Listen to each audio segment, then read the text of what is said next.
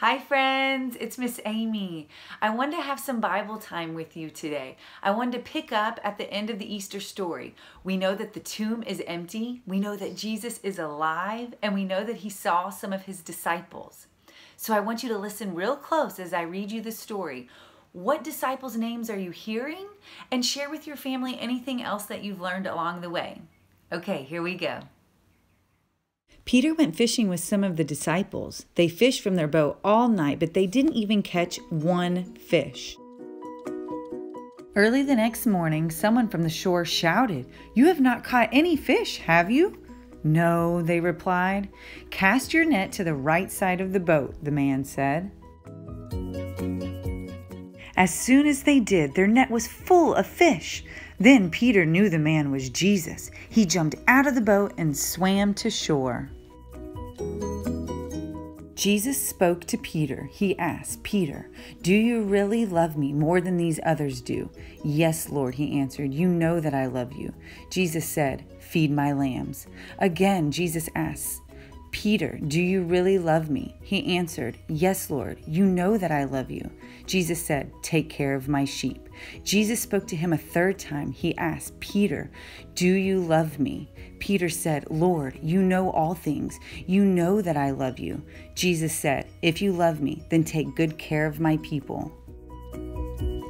Do you remember in the Easter story, how many times did Peter say that he didn't know Jesus?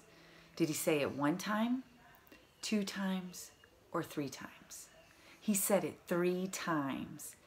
And how many times in the story that I just read you did Jesus ask Peter, "Do you love me?" Did he ask him 1 time?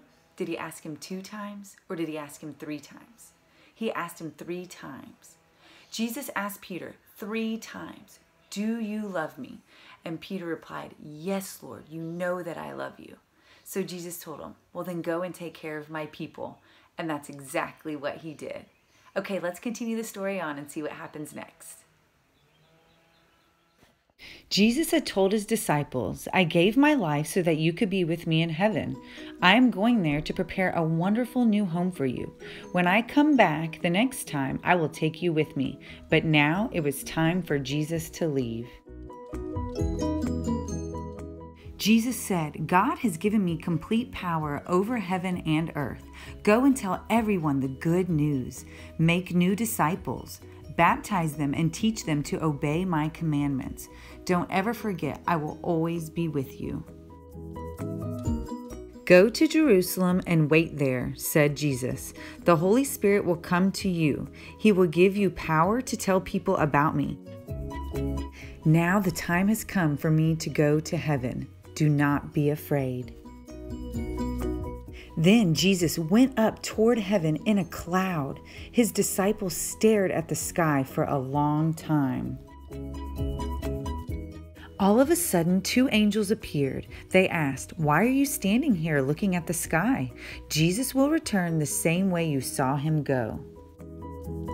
Then the disciples remembered what Jesus had said. They returned to Jerusalem and waited for the Holy Spirit to come.